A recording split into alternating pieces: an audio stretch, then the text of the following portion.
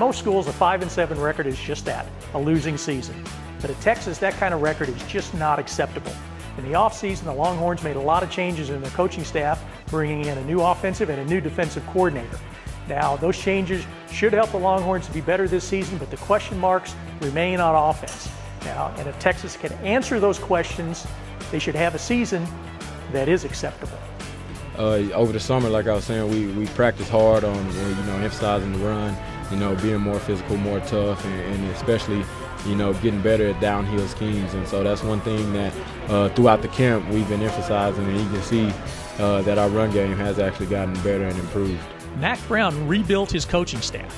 Brian Harsin was hired from Boise State and will be sharing offensive coordinator duties with Major Applewhite. Manny Diaz is the new defensive coordinator. I think that we'll have a lot more energy, offense and defense. Sometimes last year, defense had all the excitement, offense didn't generate as much, but I think this year it will be both. And when we both have excitement on both sides of the ball, then we can feed off each other's energy, and that helps keep the momentum in the game, help us keep wearing down the opponent. And if we do that, then we'll be fine.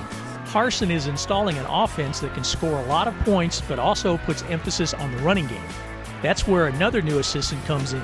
Stacy Searles is in charge of an offensive line that needs a return to dominance. I'm just being the meanest five on the field, being the bullies on the field, opening the holes for the running backs, setting the pocket for the quarterbacks, just establishing that presence. It all started with the mentality. This whole summer we've been preaching about, getting our mentality, getting tougher, more physical downhill run game. And that's all we worked on in the summer, is just working on, getting tougher, running the ball. And then, whenever we came out here for fall camp, that's what we emphasized. And whenever the time was called, the O-line, they make the holes. And as backs, we just have to hit it and give them all the credit. If you're a fan of mystery, then you're a fan of the Longhorns quarterback situation. Junior Garrett Gilbert is the incumbent and has been battling Case McCoy, Connor Wood, and David Ash. Gilbert might keep his job, but nothing is certain. Doesn't matter who's in that quarterback, we can do that. We need to throw the ball on third and three. I'm pretty sure all those guys can throw a slant for first down, third down. And so I'm not worried at all who's going to play quarterback. I know that any guy that the coach put in is going to execute, and we're going to do just fine with either one of those guys.